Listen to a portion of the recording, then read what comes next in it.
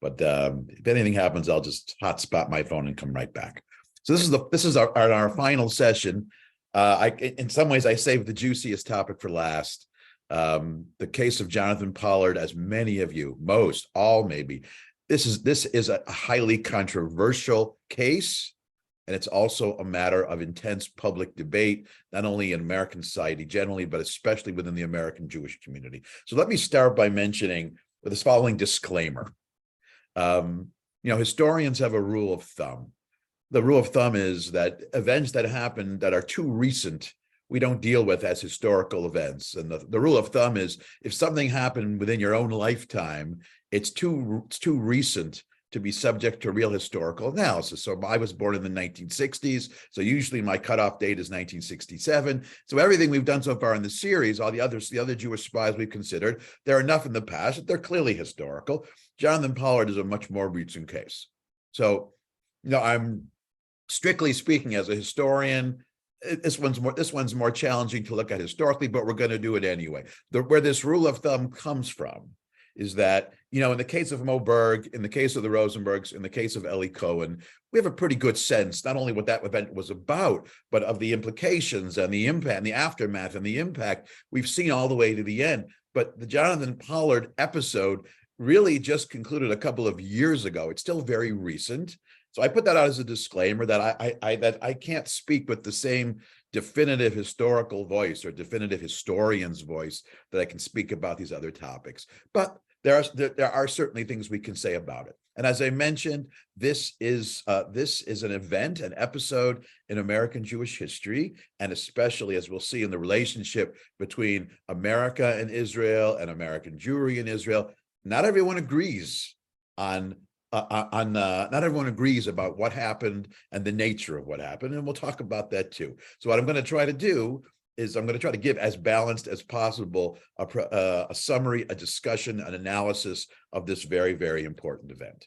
So let me give you the short version of the story, and then then we'll look at the longer version of the story. The short version of the story is that Jonathan Pollard was an American Jew who worked for American intelligence, who in the 80s was arrested and convicted of selling intelligence secrets to the state of Israel.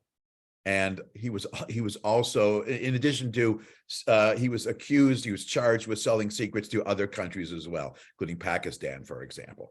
And then he was arrested, he was convicted, he spent 30 years or so in jail and was recently paroled. Now, as we've seen earlier in the series with each of the Jewish spies we looked at, these episodes are not simply isolated episodes, but each one offers us a window into a broader aspect of American Jewish identity, American Jewish life, what it means to be Jewish in America, or in the case of Eli Cohen, Israeli identity. And in the case of Jonathan Pollard and the Jonathan Pollard affair episode, really, this is a window into exploring the complexities of what the loyalty or the relationship of American Jews to the state of Israel. That's something we think about. When I was a kid, I went to a Jewish day school in Detroit, Hillel Day School, and when I was probably about in the 5th or 6th grade, when old enough to sort of think about such things, we learned about Israel every day. This was a school where we were really taught to love Israel, but they would throw us a question because we were American citizens living, we're Jews living in America, and we had a certain deep connection to America, but also a deep connection to Israel. So the scenario they would throw at us would be something like, what if America and Israel were not friends? What if they were enemies? What would you do? And whenever we would have that sort of discussion, role play scenario, the best answer we ever came up with is, thank God that's not true. Because for the most part, because the state of Israel and the United States have been allies, close allies, this is a dilemma that most Jews have been able simply to avoid and not to have to deal with. Thankfully. But Jonathan Pollard and his arrest and what he did, what he was accused of doing, it really brings that question to the surface about the loyalty of Jews in America to America versus their loyalty to the state of Israel. So That's basically what the story is about. And because that question is a central question, before we dive into the trial itself, I think it's worth spending a minute or two, or even a couple more than that, getting a clear notion of of the relationship between American Jews and Zionism, and the relationship between American Jews and the state of Israel. And so I chose three examples in the formation of Zionism in the state of Israel, really, which gives us a nice framework to work with, a nice framework to understand what it means, or the relationship between American Jews, or Jewish identity as Americans versus Jewish identity as a Zionist or connected to the state of Israel. So if you have a handout, look at the handout. Let's take a look at text number 1. Now, text number 1 is over 100 years old. Text number 1 is a speech that was given by Justice Louis Brandeis in 1915. Now, a little bit of background here, because Brandeis is believe it or not, he's not directly relevant to Pollard, but in some ways, he's our first example of an American Jew navigating the tension between being a Zionist and being a loyal American citizen. You see, before Brandeis became a Zionist, Brandeis became a Zionist in 1913. Before Brandeis became a Zionist, it is estimated by historians that there were fewer than 1,000 Zionists in the United States. Zionism in America simply was not taking root for several reasons. For the American Jewish elite, for those Jews who had come from Germany, German Central Europe before, who were more acculturated, more assimilated, they were too much part of American society. They only embraced Zionism a little bit later. The Reform movement in Judaism had not embraced Zionism by 1913, and the vast majority of America. So Zionism wasn't an issue for them, and for the vast majority of American Jews, the Jewish immigrants from Eastern Europe and their children, most of them had refrained from embracing Zionism. Well, first of all, if you think about it in very practical terms, they had just made this arduous journey from Eastern Europe to America, at which point it didn't really make sense to embrace an ideology and a movement which is asking them to leave and go someplace else after that difficult journey. But even more so than that, these are immigrants, and the Jewish immigrants and their children. One of the things they wanted was to be accepted as Americans, but also they were concerned about being accused of dual loyalty.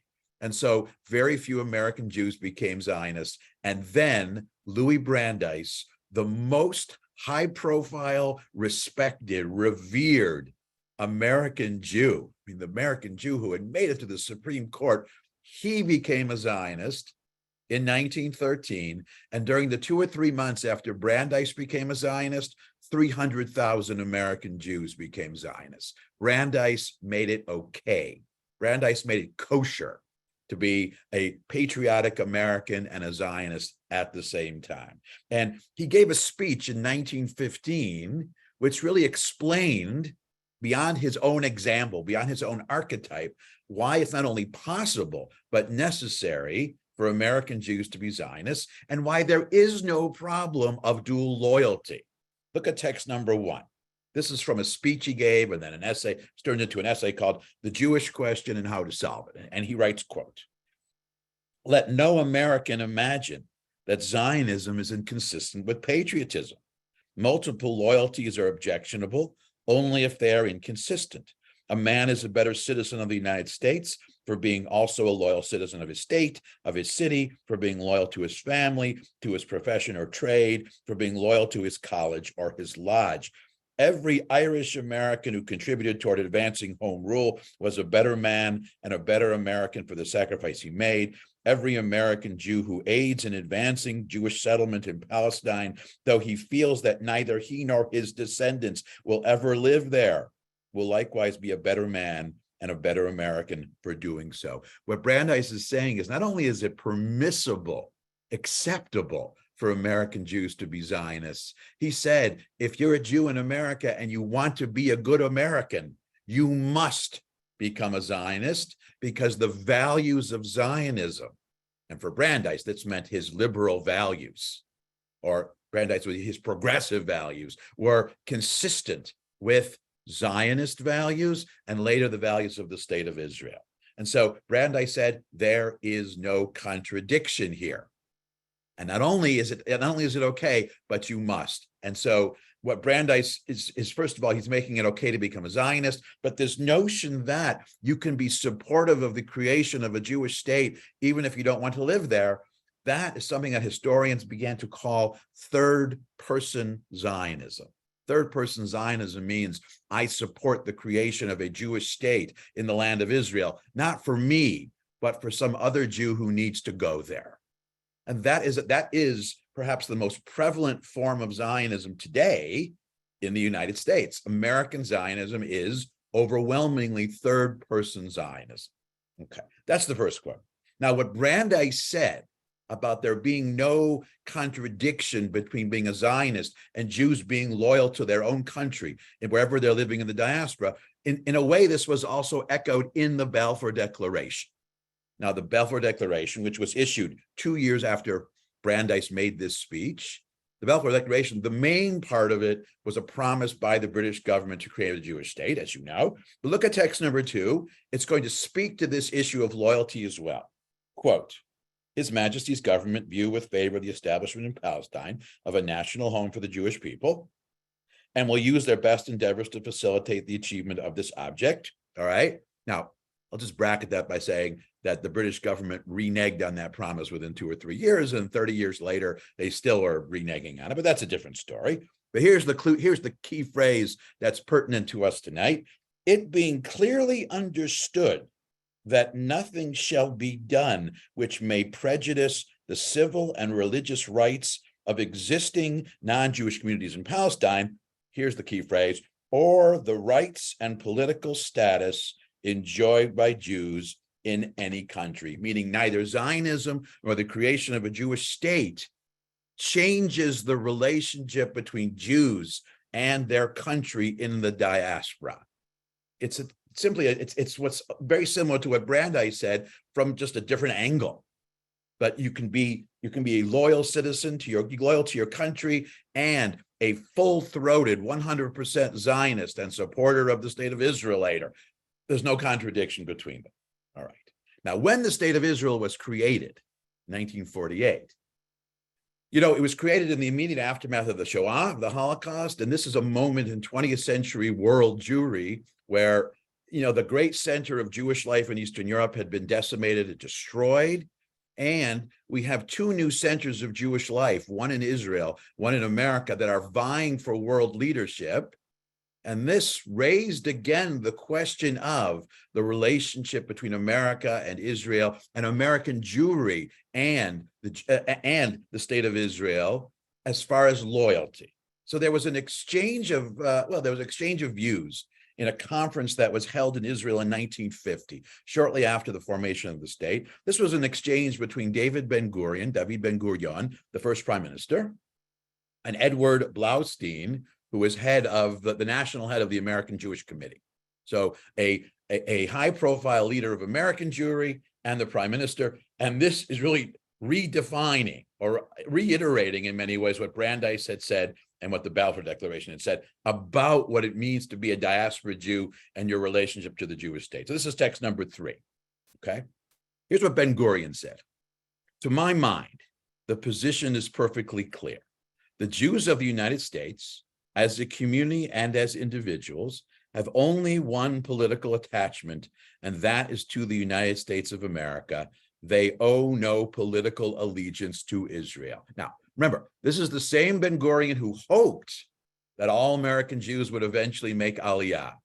Brandeis's famous response when American Jews would sit at their Seder and say, L'shana ha'ba'ah b'Yerushalayim, next year in Jerusalem, and Ben-Gurion would say, B'vakasha, El Al leaves twice a day. You don't have to wait till next year. He wanted American Jews to come to Israel. But his encouraging of American Jews had raised this concern among American Jewish leaders like Blaustein that he was calling into question the connection between American Jews and America. And here Ben-Gurion says, I'm not doing that. I hope, but for now, American Jews are American citizens. Your allegiance is to the United States. We, the people of Israel, have no desire and no intention to interfere in any way with the internal affairs of Jewish communities abroad.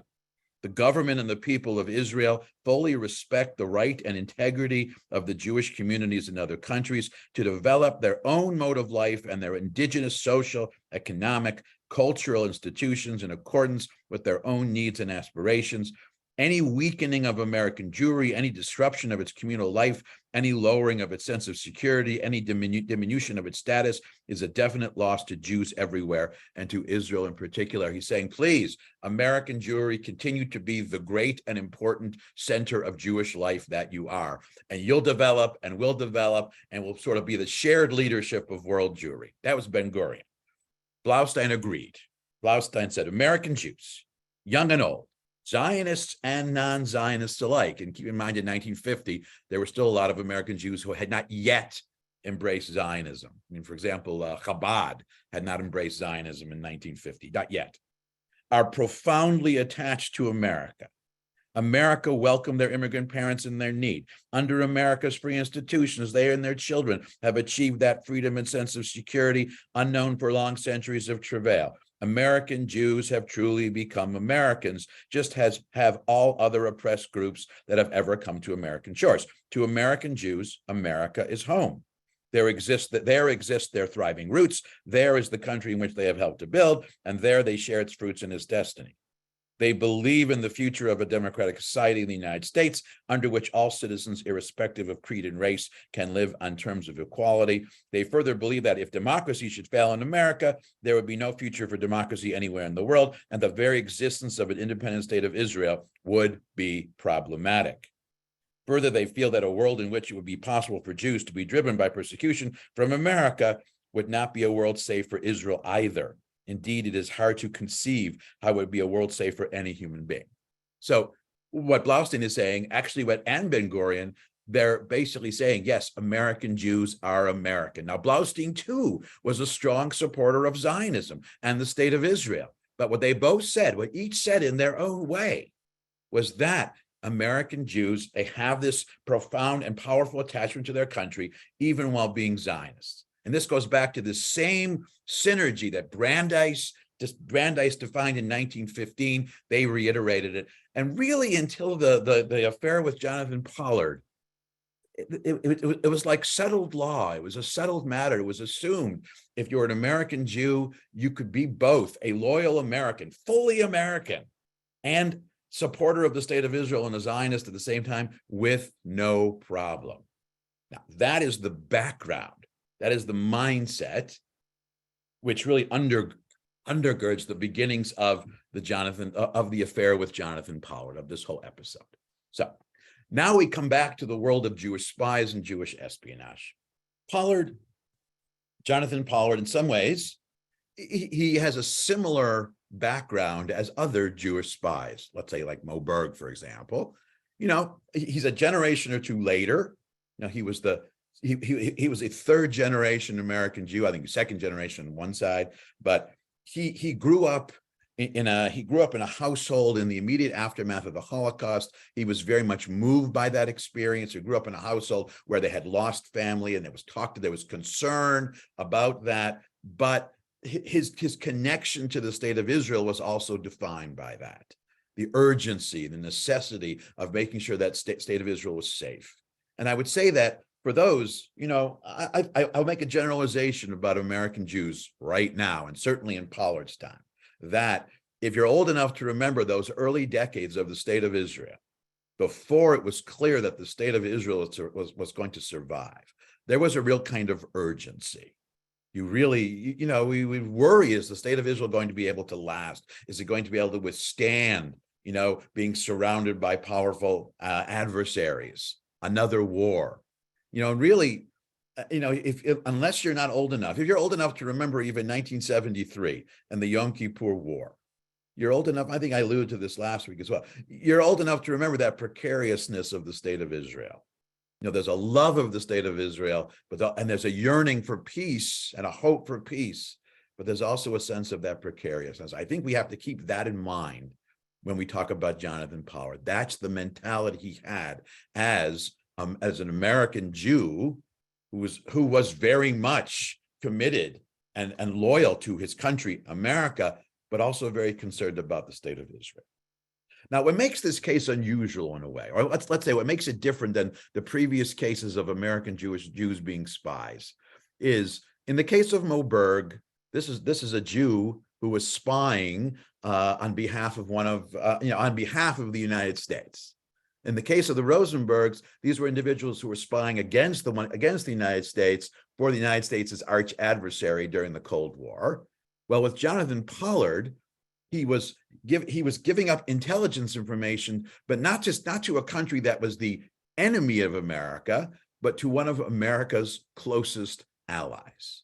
So in the Pollard case, there are two issues here. And I would say the purely intelligence or military or political issue with Pollard is what are the implications of someone in the intelligence community giving information to one of America's allies as opposed to one of America's enemies? Is it the same as giving? Are those two things the same? Is there a difference? Now, I'm going to be perfectly honest with you. I'm not part of the intelligence community.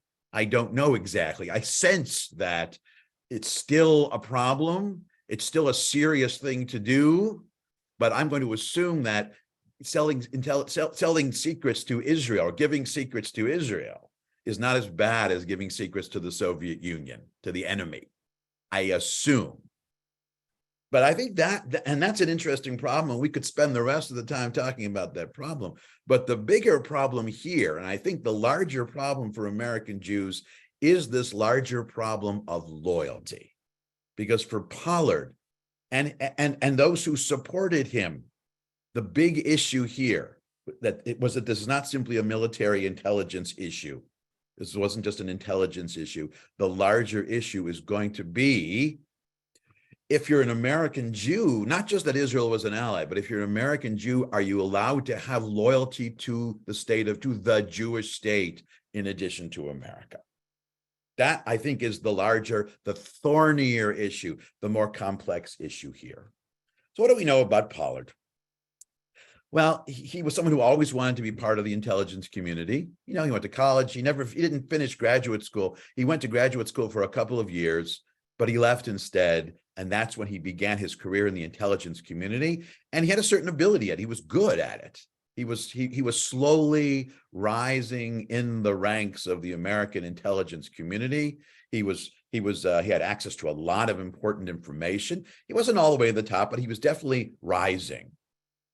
Now, at a certain point in the early 1980s, this is the moment when Pollard's concern for the state of Israel really began to concern and perplex him, because in the 1980s, he began to have a certain concern that the American commitment to Israeli security was in flux, or maybe even beginning to wane. He began to sense that, and sometimes he was clear on it, sometimes he was less clear, but he had a strong sense, in some cases knowledge, that there were military secrets that the United States, the military and U.S. intelligence was holding back from the state of Israel, even in cases where these were crucial to Israeli security. And so there's the dilemma. That's the same dilemma that I mentioned that we were posed with when we were kids. What do you do if you're an American Jew with a real connection to Israel, but you also have a real connection to America? What do you do in a situation where loyalty to America pulls you in one direction and loyalty to Israel pulls you in the exact opposite direction? Pollard knew the situation was there. He knew that there was a point where there really was no way to act both in the best interests of Israel and the best interests of America, or both in the best interests of Israeli security and the best interests of American security. And this wasn't dealing in some lighthearted hypothetical or vague something. This is in the world of intelligence information. This is vital information, which is tightly bound up in the task of making sure the state of Israel was safe.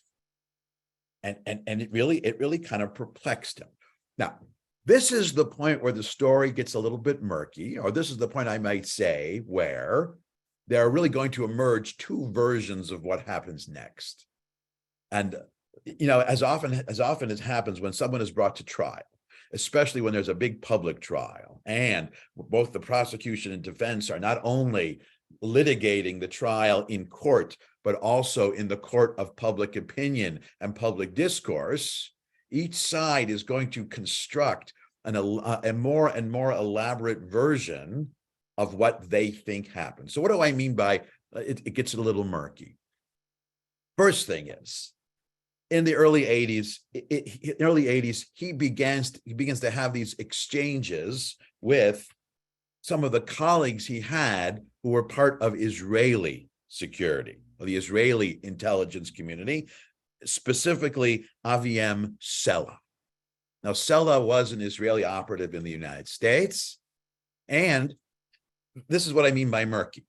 There's no consensus as to whether Sela approached Pollard to try to recruit him to be a double agent, or to be an operative on behalf of the state of Israel who was embedded in the American intelligence community, or whether Pollard reached out to Sela to do that. So that's the first thing.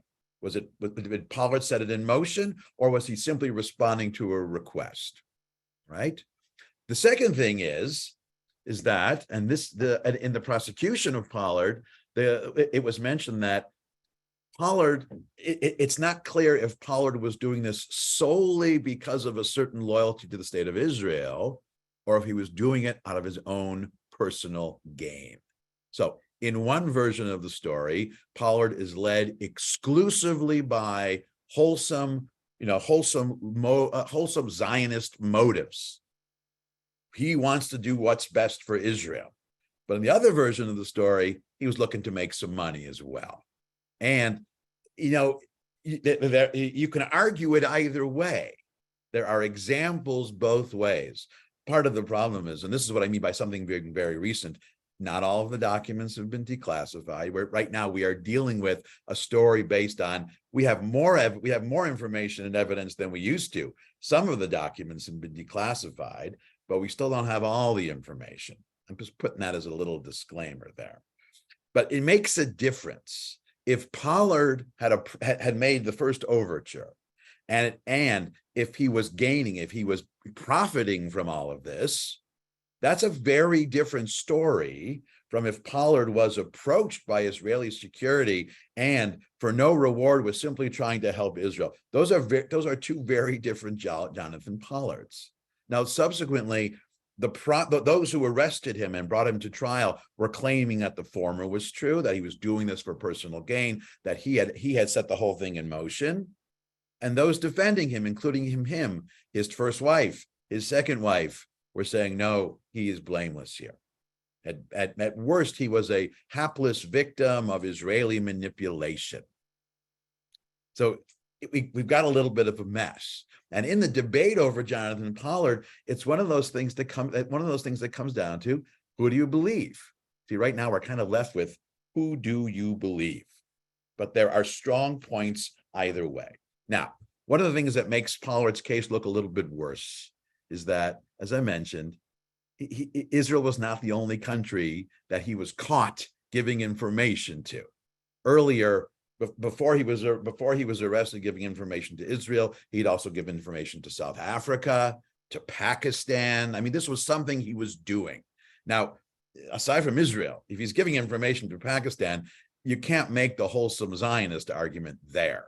If anything, it's probably to the contrary. So it doesn't make him look as good. But what is also true is that, this whole episode aside, there is no question that Jonathan Pollard was an American Jew with very strong Zionist beliefs.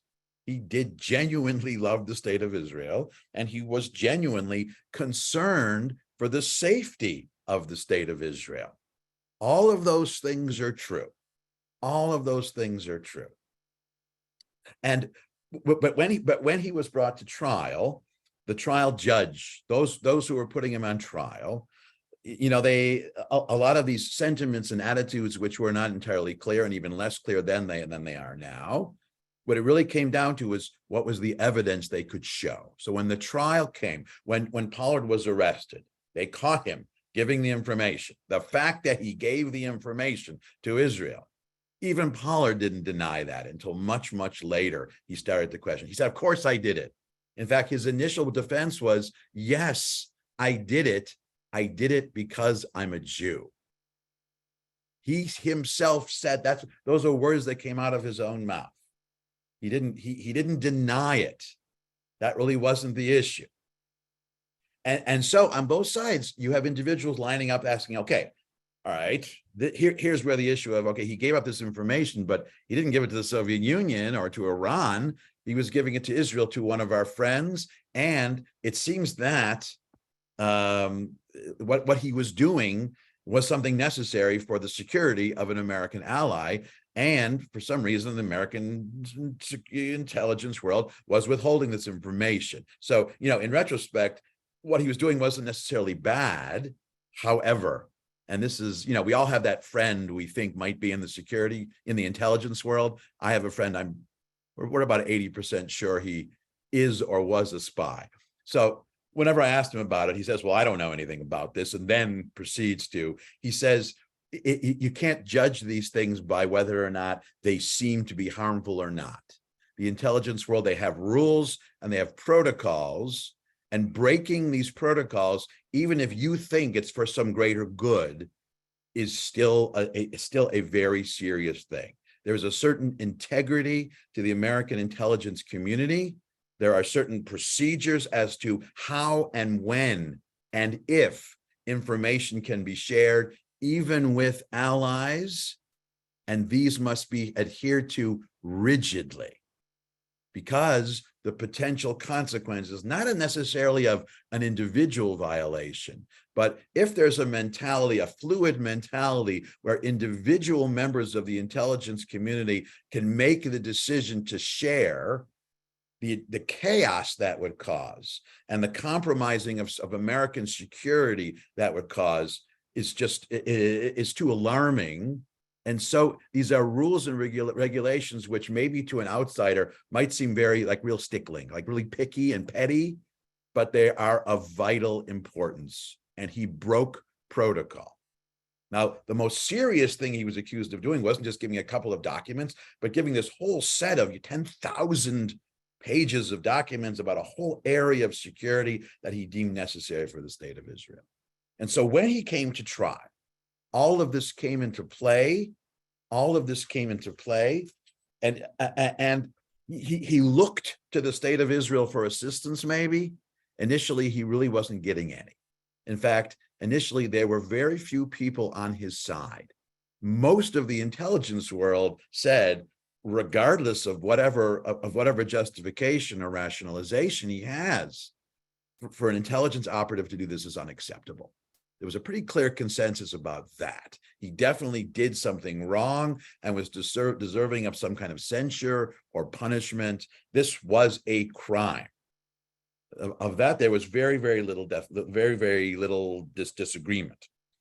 Now, from an Israeli perspective, the timing of the Pollard case in the 80s was exacerbated by the fact that it happened to coincide with two other significant breaches, two other significant breaches in Israeli intelligence and Israeli security. And I put both on your handout. One was Mordechai Vanunu, the other was Marcus Klingberg.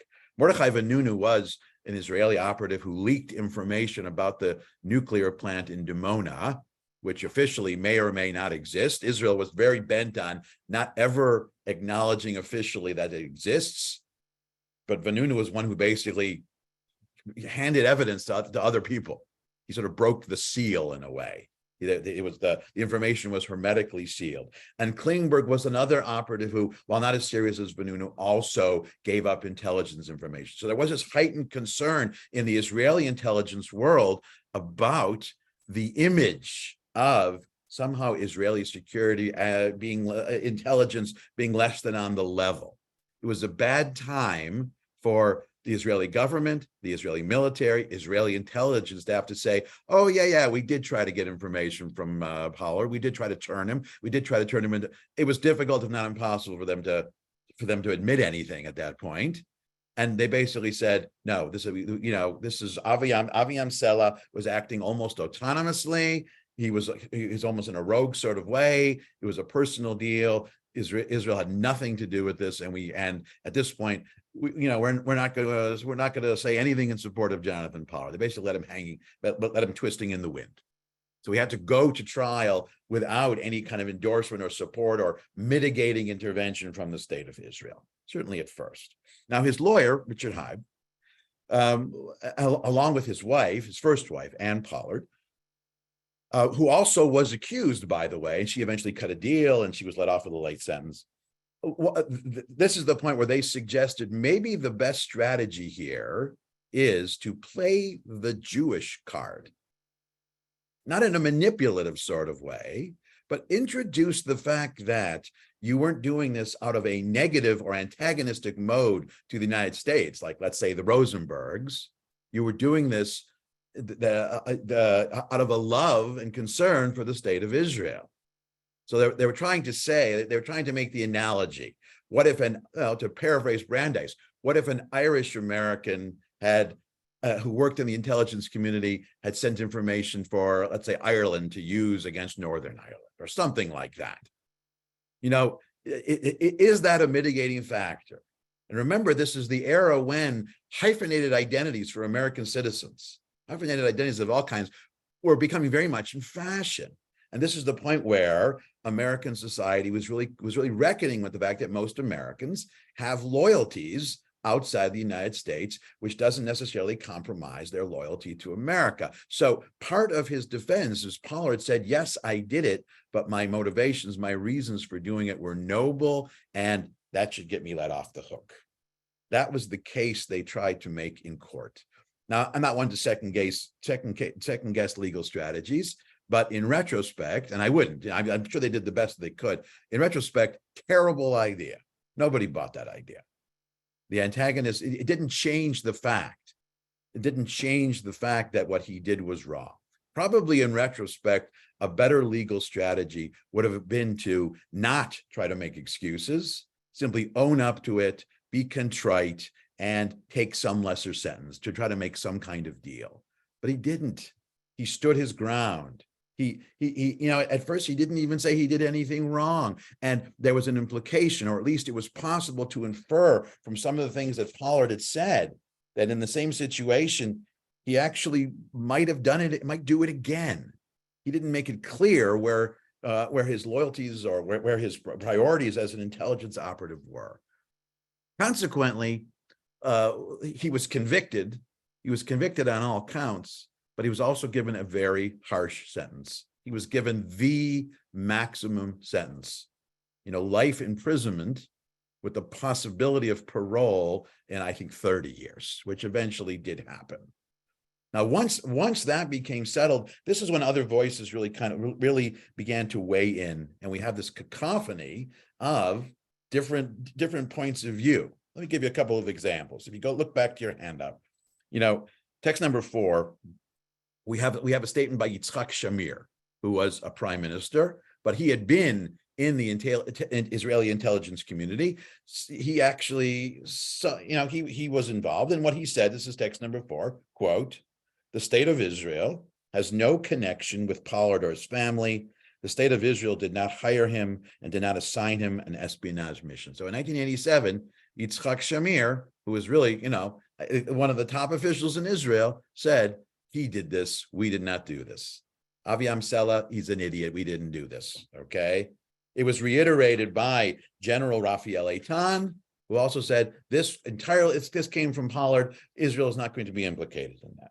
Now, it wasn't as simple as that. And eventually, as time went on, other points of view came out. So, for example, Yossi Melman, who was an author who had worked in that community, he wrote a book called Spies Against Armageddon. This is text number 5.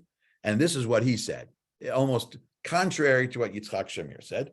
Of course they had authorized it. Sela got permission. That's how these things work. Let's say Sela, went without proper authorization. When he got back, he informed the Air Force commander, who then informed the Israeli Army Chief of Staff, who then informed the defense minister. They may have said to themselves, we're not spying against the United States. We're just using American information on nations in our region. And that is true, but they knew. Now, that was information that came out. It was, in some sense, it was just too little, too late. By this point, the decision had already been rendered. Pollard was already sitting in jail. It was done.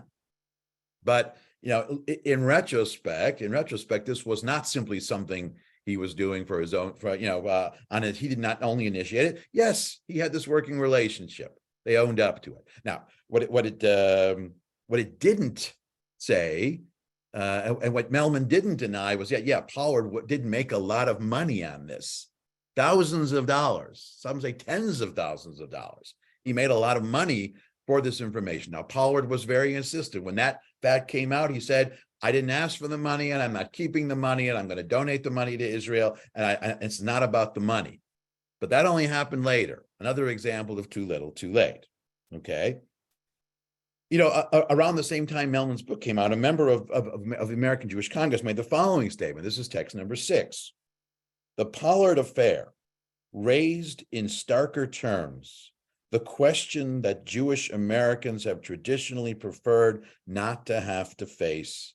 Is there a conflict between Jewish loyalty and American loyalty? If American and Israeli interests do clash, how will American Jews react? What are the dangers of perceived dual loyalty?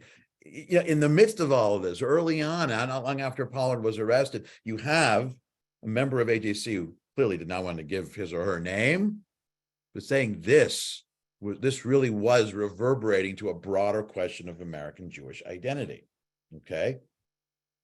Now, his first wife, Esther Pollard, she gave the following interview with the Jerusalem Post not long after he was incarcerated. Okay, this is text number 7.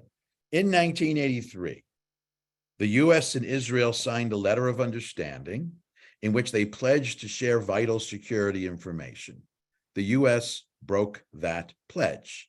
Essentially, America stabbed Israel in the back by not sharing information about upcoming terrorist attacks and about the buildup of unconventional weapons of war in neighboring Arab states, particularly Iraq.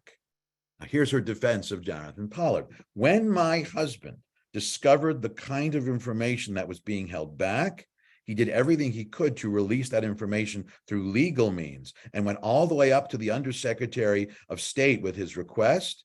He was told to mind his business.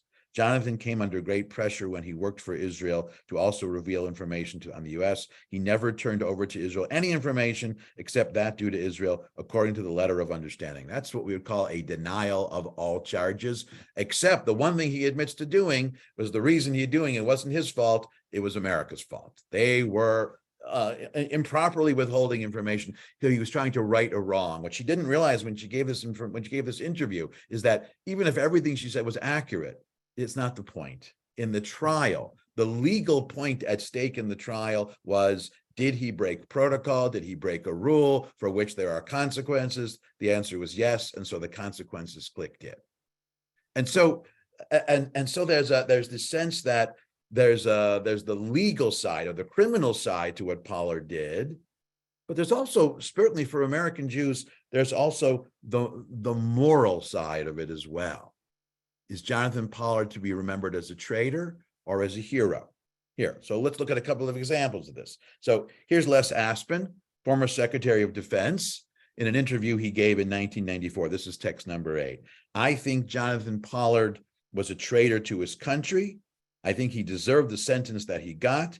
He didn't do it for Israel. He did it solely for cash. You, meaning you people who are defending him, you later made up the notion that he did it for Israel. He is not a hero. This is what I mean by one point of view. Okay, here's Jonathan Pollard when he was interviewed in 1990. Text number 9. Granted, I broke the law, but to tell the truth, I'd rather be rotting in prison than sitting Shiva for the hundreds of thousands of Israelis who could have died because of my cowardice. Now, that was after the trial. Here he's saying, yes, I did it, but I did it for the highest and the best of intentions. All right. That's the other point of view. Here's that point of view reiterated in text number 10 by Natan Sharansky. He wrote, Pollard was not spying for the KGB. He was spying for Israel, an island of democracy in a sea of totalitarianism. What Sharansky says is, yes, it does matter that he was spying for Israel and not for some terrible country. He wasn't spying for the Soviet Union or Iran or whatever. He was spying for Israel, and he is someone who asked for clemency. Finally, I'll give you one other example. Ram Ben Barak, an Israeli official, our entire relationship with the U.S. deteriorated because of this. Here's someone who's reflecting on the impact, the aftermath. People lost jobs over it. It made for years and years of suspicion, with Americans suspecting he wasn't the only one and feeling that they had gotten the necessary explanations. They didn't believe it wasn't authorized. It caused huge, huge damage. They saw it as a betrayal. So where does that leave us? It leaves us with a mishmash of points of view. But I think what we can certainly conclude from all of this is, first of all, the larger issue of Jewish loyalty to Israel and America really comes. This is an extreme and unusual case, but it is something that American Jews think about. Now, thankfully, most of us think about it in a more abstract and not specific or concrete way. We don't really have to deal with it in such a direct way, but Jonathan Pollard was in the rare situation where he really did. The other thing is true is that if he had had a better lawyer, or a lawyer giving better advice, he might not have wound up in jail, or he certainly wouldn't have wound up in jail for so long. This is one of those cases where, this is one of those episodes of Law and Order where a terrible lawyer made all the difference in the world. But the other important thing is it really underscores the absolute, the how little room there is to make mistakes in the world of intelligence and security. There's simply too much at stake to allow that kind of autonomy of decision making, to allow an individual to, by himself, decide right and wrong in those situations. The rules, even the arbitrary rules and guidelines of the intelligence world, they have to be adhered to because the consequences could be too grave. And the people setting those policies, or in this particular case, the reasons why the United States withheld that information, there was a reason for it. And what Pollard, in retrospect, should have done was to respect that. Now, eventually he was paroled. He was paroled in 2015. And by this point, he had divorced his first wife. They ended their marriage when he went to jail. He remarried a woman whose name was Elaine Zeitz, who became Esther Pollard, who became one of his strongest and most vocal advocates. She was from Toronto. When he was finally paroled, they both made Aliyah, and now he lives in Israel. That's sort of the end of the story, and it's a natural ending because there really was no life for him in the American intelligence community anymore. And he's not part of Israeli intelligence either, as far as we know, but that was the space he was able to find. So Pollard is at the same time, he's an unusual example. He's highly atypical. There are very few American Jews who have been in that situation, but his choices and what happened to him, it does reflect something much stronger. The last point I would make is this. In the larger sense, for all this whole episode and all the debate around it, and whether you think Pollard was mistreated and whether you don't think he was mistreated, the larger point is that Ram Ben Barak's concern that the relationship between Israel and America would be eroded never came to fruition. In the longer sense, the connection, the working relationship between the United States and the state of Israel was really not compromised very much, and in the long run, barely at all, by this whole Jonathan Pollard affair, which really underscores how strong that relationship is. And it's something that we can certainly be grateful about. So it was unfortunate what happened to Jonathan Pollard, that he had to sit in a prison for so long. But it's also fortunate that it didn't have those broader ramifications. And here I would draw the parallel to the Rosenbergs. The Rosenbergs were convicted of spying, but it didn't have these deep reverberations for American Jews. but Pollard did what he did. It didn't have deep reverberations for the relationship between the United States and the state of Israel. That relationship is still solid. Thank you. Thank you very much. And in general, I hope you enjoyed the series. I think we have some time for some questions if there are any. Wonderful. So let's have a look. I would like you to field your own questions, Howard, if you don't mind. Look in the chat and see what has come up, particularly since questions started coming in at around 7:53. Yeah. And Henderson Pollard, right? Et cetera. And anybody else who has questions can put them into the chat right now for Howard. Thanks, Howard. All right. I'm not seeing any questions in the chat. Okay. Well, are you in the chat? Because I'm looking at the chat and I see quite a few. On the bottom it says chat. If you no, I'm in. I know what the chat is, but yeah. I'm wondering if they're directing the questions to you as opposed to okay, yes, so that's possible. So they should be directed to everyone. So okay, so back here. So Ann Henderson Pollard's role in all of this: 40 months in prison, divorced, embittered. Yet she moved to Israel. What's her situation now? Mary and Jeffrey want to know. Oh, I mean, I think the situation for her and for Jonathan Pollard is moving to Israel is probably their best choice. In Israel, first of all, there are many in Israel who are supportive of this. They were not, Jonathan Pollard was not demonized in Israel the way he was demonized here. And on the contrary, there are many Israelis who actually felt he acted very heroically as a heroic Zionist. So for many Israelis, he is a hero. So the American side of it, but by living in Israel, in many ways, they've insulated themselves and isolated themselves from the problematic American dimension of this situation. I would have to say for both of them, moving to Israel was a great idea. Yeah. Okay. So Rochelle points out that the issue can't be reduced to the issue of joint loyalty. She says Pakistan has never been very supportive of Israel and have no empathy growing out of their own problems with India. So she's not talking about. She says I'm not exactly sure of the point there, but she says it's not about joint loyalty. Pakistan is a country that hasn't been supportive of Israel, but they don't seem to have learned anything about their own, from their own experience with India. Well, that's her observation. The question is, are we asking what Pakistani Americans supporting Pakistan, or about the fact that Pollard also sent information? Right. The involvement of a country like Pakistan becomes much more problematic. Selling information to Pakistan because it poses a much greater threat to destabilize South Asia is different than helping Israel. Correct. Not a threat to stability in the Middle East in the same way. Correct. Sharon urges a comparison with Daniel Ellsberg. It's interesting. Interesting. Yeah, Daniel Ellsberg, he just passed away, and Daniel Ellsberg was a real critic of the state of Israel. It's an interesting possibility. I mean, I think Daniel Ellsberg, I'm assuming you're saying because Daniel Ellsberg was Jewish, that it's why would someone who's an American Jew now? I mean, I don't think it's necessary for every American Jew, let's say, that Ellsberg should automatically be, his first loyalty is not to being Jewish or American or whatever. His first loyalty was to journalistic integrity.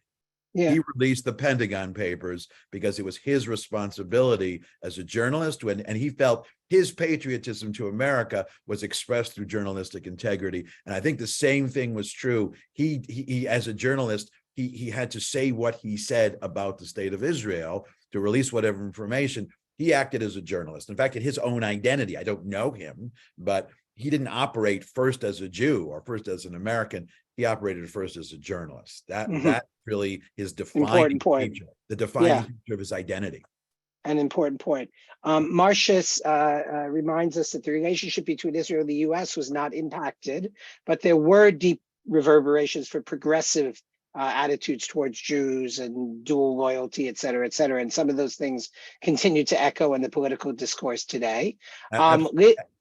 Go ahead. Yeah, that's absolutely true. I don't think that was as much true as Pollard is. Remember the basic Brandeis equation where he said American values and Israeli values are in sync. That became challenged when the policies of the Israeli government weren't always, explicitly liberal. you know, Yeah, yeah. especially more recently. But yes, that is a very important point. That's an important point. Liz says she wants to know how the Jews in the intelligence community in the U.S. considered Pollard, right? Did they feel their loyalty to the U.S. question as a result of Pollard's actions? Were there ramifications? There are anecdotal cases where Jewish members of the intelligence community during and after that, they felt that they were being scrutinized more closely, but many felt they weren't being scrutinized more closely any differently. It was more a question of what areas of intelligence you were dealing with. So yes, when there were Jewish operatives or Jewish members of the intelligence community who were dealing with relations with Israel, they did feel more scrutinized. But so it wasn't so much simply being Jewish, it was being Jewish and being directly involved, being seen as a potential Pollard. But decades later, there hasn't been another one. And so that feeling is dissipating. Okay. There's a lot of interest in Anne. She sued the Israeli government, says Mary and Jeff, for support. Did she ever receive money? And then Nancy points out that Esther Pollard died last year and Jonathan Pollard remarried fairly soon after that, an Israeli woman. So interested in his personal life, you know, who would... Yeah, look, his personal life, he was not an exemplary, he was not an exemplary guy. He was, you know, right. You know, he was a bit of a, what's the word for it?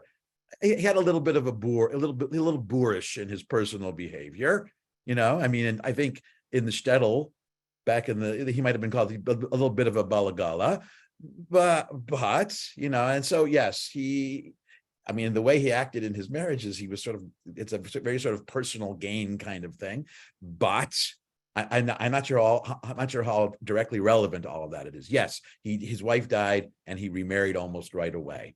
As the same thing, when he divorced his first wife, he married his second wife pretty close after. Okay. So a couple of others. Geraldine says that she heard anecdotally that after the Pollard affair, the Israeli government told its people never to again use an American Jew as an agent.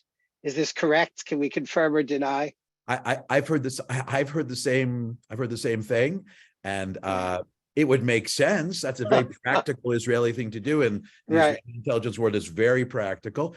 I think it's impractical that it would mean giving up connections. They're not going to give up any like that. I honestly haven't the foggiest idea. I think the Israeli government wants it that way. If I was able to give a definitive answer to that question, that wouldn't speak very highly of Israeli secrecy. Correct. So Mary and Jeff disagree a bit with the explanation of why the reverberations were limited. They say it comes down to the question of the enemy of my enemy is my friend. At that time, Israel was the only key friendly country to the U.S. in a sea of problematic governments, and the Israelis were supplying intelligence and support for U.S. interests. Absolutely, it was a very compelling. This is a relationship the United States could not afford to compromise. I don't think it's any less true now, by the way, because while the situation in the Middle East has changed and while American relations with other Middle Eastern countries is stronger than it used to be, there's still no question that Israel is the most trustworthy and loyal ally. And from an American point of view, even if America is on good terms today with some countries, with Saudi Arabia, with the Emirates, there's unstable. There's a sense that could change very quickly, very abruptly. Yeah, and absolutely. There's no sense that Israel is going to fundamentally have a different attitude and change. Regardless of government. So regardless of government, exactly. Right. Couple of points about Ellsberg. People are interested in Ellsberg also. Nancy says Ellsberg's Jewishness was certainly used against him by some critics of what he did in releasing the document. Faith says, and you'll have to confirm or deny, Ellsberg converted to Catholicism and became a priest. Is this true? I've never heard that. That would be a great part of the story. Right, it'd be a great part of the story. It would be a great part of his biopic and would change who would play him in the movie. But I've never heard that. And a little correction from Rita, Ellsberg was not a journalist. He gave the Pentagon Papers to a journalist. He worked for the State Department, the military, and the Rand Corporation. Fair enough. Yes. I love the movie The Post. I should have known that. Yes. It was a great movie. So you love The Post, and I love you. I think you are an incredible speaker. This has been a wonderful series, very popular and very informative. And I'm glad you're writing about neolog Jews in Hungary. That's something that's of interest in our family. But for the moment, I just wanted to thank everybody and say that it's been a pleasure to host you, and that Ari will be back, and all the usual cast will be back, and that it's been a pleasure to be able to be here hosting this series. Thank you for a fascinating series and an excellent talk today. Thank a lot. Thank And everybody. It was a everybody pleasure. be I hope to well, see be you again. healthy. We survived Take the care, everybody. thunderstorm so far. Take care.